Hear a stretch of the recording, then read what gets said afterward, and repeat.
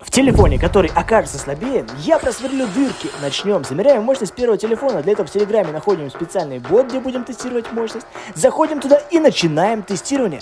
Первый телефон при тестировании мощности набирает 6000 зайцев. Далее тестируем второй телефон.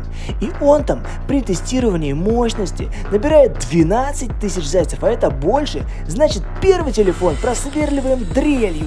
А сколько твой телефон способен там набрать? Напиши свой результат в комментариях.